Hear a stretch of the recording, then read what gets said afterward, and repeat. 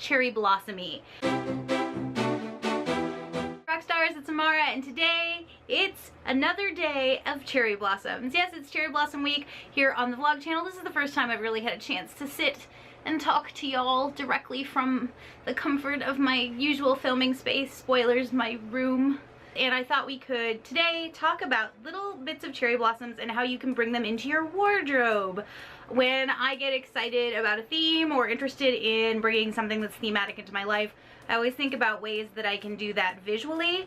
And I have a number of pieces of clothing I kind of gathered up that are things that I think of as conveying kind of cherry blossom-esque things.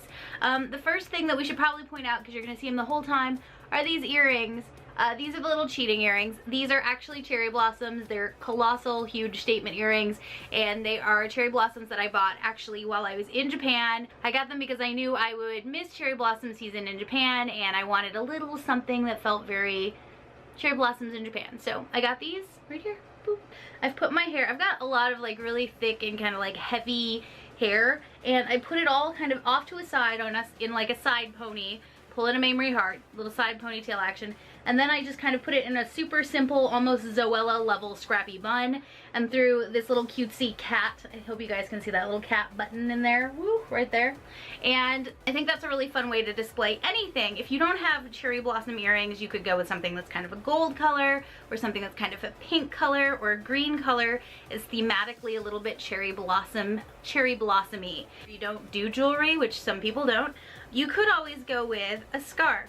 Now this is a scarf that has nothing to do with Japan. In fact, I bought this thing in Italy. Basically what you do is you just put your scarf on. In this case, I'm gonna do this way. And I like to have it so the little like tendrily bits are like second scarf right there. So we could do that, and even if I didn't have the earrings in. Suddenly having my hair off to the side kind of highlights the color palette here some too. So that's kind of a fun idea. It's fun beyond cherry blossom season to do something like this, just to kind of create a good color palette and some good angles. This one's going this way, so the point is going this way, but the bun is on the other side, so it's kind of offsetting that square. Do you see that? If I had this bun sitting on the other side of this, everything would be going in that direction, but in this case it kind of creates a little bit of balance in the framing of my face. Anyway, so that's something. I'm gonna throw these back on and take off the scarf. It's warm in here, y'all. So two other pieces that I have, and these are a little bit more kind of traditionally cherry blossomed. They're both things I thrifted though. This is a dress that I thrifted long ago that has a print that has all kinds of flowers, including these, which are kind of cherry blossom like. It also has cranes on it. It's kind of a crazy wild print, and I bought it a long time ago because of the florals. Now I will say that even when I don't have things that are cherry blossom themed this time of the year, I will wear a floral print and kind of think in that direction. So something you can do when you don't have a thing that is actually thematically the way you'd like it to be is you can find things that are kind of proxies for it. So if you don't have cherry blossoms, maybe you have clothing that has like mums on it, like these big flowers here, or I have a scarf that has some daisies on it, or even roses. You could just kind of go in that direction and kind of celebrate that part of spring, the part of it that is just florals. Just like how if you didn't have something that was the perfect shade of a color, you could always choose to wear something that is a different take on that color or a different shade.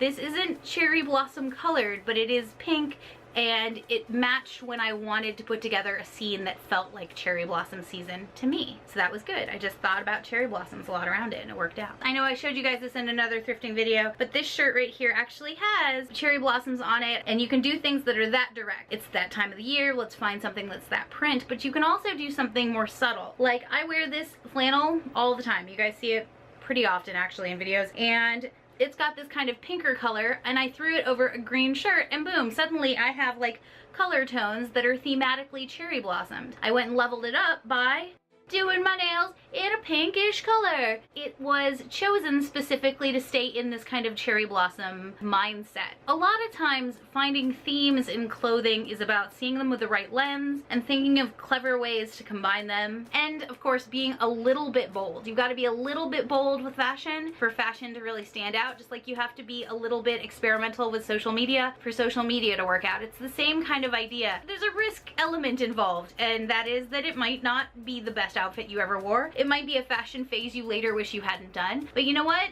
You lived your life, and that's what it's all about. So the SSS VEDA question for today is, how do you use your talent every day?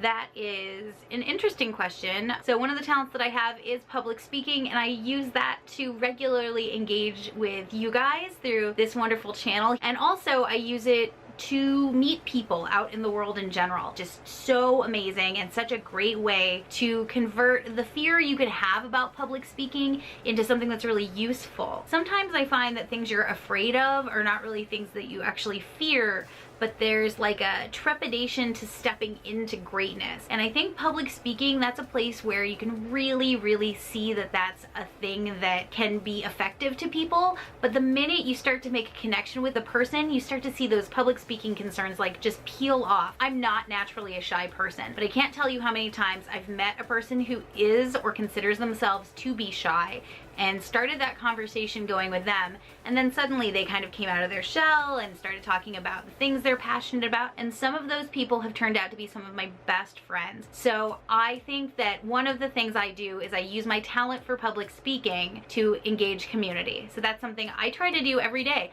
I try to be the person who says hi to the people I run into at a Starbucks and say, you know, what's going on? So that's one of the ways I use my talents daily. What about you guys? Let me know in the comments below. I haven't done that at all during VEDA. Let me know, one, are you digging cherry blossom season? Have you ever thought about doing a series of videos about a single topic? Let me know in the comments below. And I think you should probably do it. If you're not doing VEDA, you could be doing that. And we're almost done with Cherry Blossom Week. There's just a couple days left of the Cherry Blossom Week, but that is part of the even bigger activity that is hashtag Amara's Cute VEDA. It's an entire April of cute stuff, and we got all kinds of things coming. Spoilers, some of it's Hello Kitty. Also, I'm thinking maybe Pokemon. Also, I'm thinking maybe local and non-local artists that I like. All kinds of cuteness is coming this way. Yeah. So stick around, hit subscribe if you haven't already, and if you want more of me in your life, there are two other channels. Amara in Seattle is the lifestyle channel. It is the channel that this all came from. It's lifestyle as an adventure, and then there's a vlogging. Oh, you're on the vlogging channel, Amara in Seattle Vlogs. There's also the travel channel. That one we get lost in travel. It's called Amara Not in Seattle, because sometimes I'm not home. I'll see you guys tomorrow. Bye. I'm off to go get some cherry blossom time on. Actually, I have to shoot another video, but whatever. Bye.